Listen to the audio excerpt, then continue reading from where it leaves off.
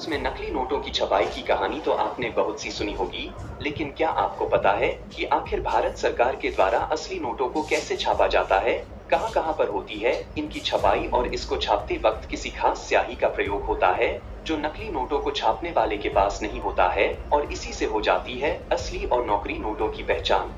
अगर आपको भी जानना है नोटों की छपाई का पूरा प्रोसेस तो हमारे साथ वीडियो में एंड तक बने रहें। भारत में नोटों की छपाई के लिए कुल 4 प्रिंटिंग प्रेस बनाई गई है, जो कि नासिक, मैसूर, देवास और पश्चिम बंगाल में सल्बनी में नोटों का छपाई का काम होता है।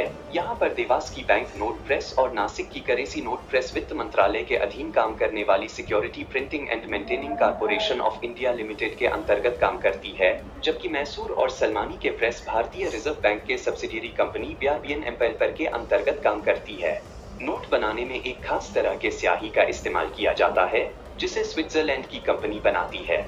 यह कंपनी सिर्फ भारत ही नहीं बल्कि कई भी और देश में स्याही का निर्यात करती है। हालांकि अपने देश के प्रधानमंत्री पहले ही स्वदेशी स्याही और प्रेस बनाने के लिए कह चुके हैं। अलग अलग नोटों के छपाई के लिए अलग अलग स्याही का इस्तेमाल भी किया जाता है। इस नोट को बनाने के लिए जीस पेपर का इस्तेमाल किया जाता है। उसके लिए एक मिल भारत के होशंगाबाद में भी है, जहां पर नोट और स्टाम्प के लिए पेपर तैयार किया जाता है। लेकिन अभी भी भारत में जिन नोटों का इस्तेमाल किया जाता है उसके लिए पेपर जापान और यूके से ही मंगवाया जाता है। अगर हम आरबीआई के आंकड़ों की बात करें तो आरबीआई का यह कहना है कि 80% नोट अभी भी विदेशी कागजों पर ही छापे जाते हैं। बैंक नोटों को अस्थायी रूप से जारी करने वाला पहला बैंक बैंक ऑफ इंग्लैंड था। क्या आप जानते हैं कि भारत का पहला नोट कब और छप गया था? सबसे पहले नोट की छपाई ब्रिटिश सरकार ने साल 1862 में करी थी, जिसे यूके की एक कंपनी के द्वारा छप गया था।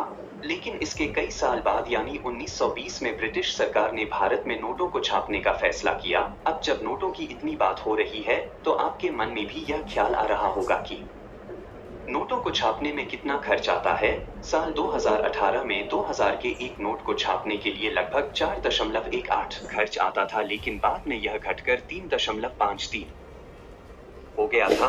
10 रुपए के नोट को छापने में सबसे ज्यादा खर्च होता है। ऐसे हाल फिलहाल में जो नोट मार्केट में चल रहे हैं उसके छपाई का खर्च पहले के नोट के तुलना में बेहद कम होता है। पहले पुरानी 500 के नोट को छापने में 3.99 रुपए का खर्च आता था, वही अभी के 500 के नोट को छापने में मात्र 0.44 रुपए का खर्च आता है। और बात करेंगे सिक्कों की तो एसपीएमसीआईएल के स्वामित्व वाले 4 तक सालों में ढलाई का काम किया जाता है।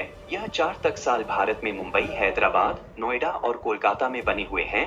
आरबीआई अधिनियम की धारा 38 के अनुसार सिक्कों के प्रचलन की जिम्मेदारी आरबीआई की होती है, यानी कौन से सिक्के चलन में रहेंगे और किस बैन करना है, इन सब का उत्तरदायित्व आरबीआई का ही होता है। अब जब बात करेंसी की आती है तो एक शब्द आपने जरूर सुना होगा, बैंक नोट। आखिर क्या होता है बैंक नोट? आई जानते हैं। बैंक नोट दर शन उसे कहते हैं जिसे आरबीआई के द्वारा जारी किया जाता है। ऐसे नोटों को आप उदाहरण के तौर पर 2000, 500, 200, 150, 20 और 10 के नोटों को समझ सकते हैं। वही बात करें 2 रुपए और 5 रुपए के नोटों की छपाई की तो हाल फिलहाल में इन नोटों की छपाई बंद कर दी गई है, क्योंकि इनकी छपाई और सर्विसिंग में इतना खर्च हो जाता है कि इनकी कीमत से कहीं ज्यादा। हम आपको बता दें कि 1 रुपया का नोट भारत सरकार के द्वारा जारी किया जाता है, जो कि समय समय पर जरूरत के हिसाब से जारी किया जाता है। अब जानते हैं विदेश से भारत आए इन कागजों पर नोटों की छपाई कैसे करी जाती है। नोटों की छपाई में सबसे पहले इन कागजों को मशीन में लगाया जाता है और यहाँ से मशीन से अच्छे और खराब नोटों को पहले अलग अलग कर दिया जाता है और बारी आती है इन नोटों पर नंबरिंग करने की। इसके लिए नोट पर नंबर डाले जाते हैं। जब यह प्रक्रिया पूरा हो जाता है तो इसमें एक नोट को लेकर के चेक किया जाता है कि सब कुछ ठीक प्रिंट हुआ है या नहीं।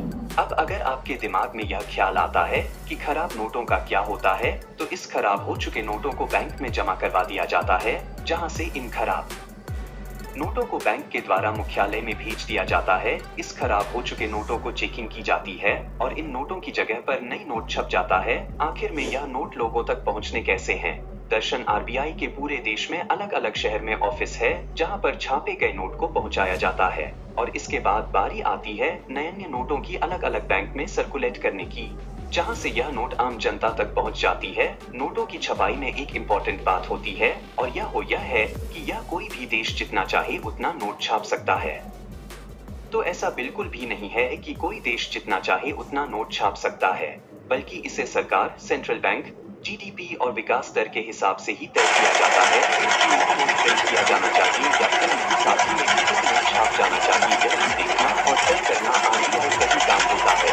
सबसे पहले यह चेक किया जाता है कि मिनिमम रिजर्व कितना है।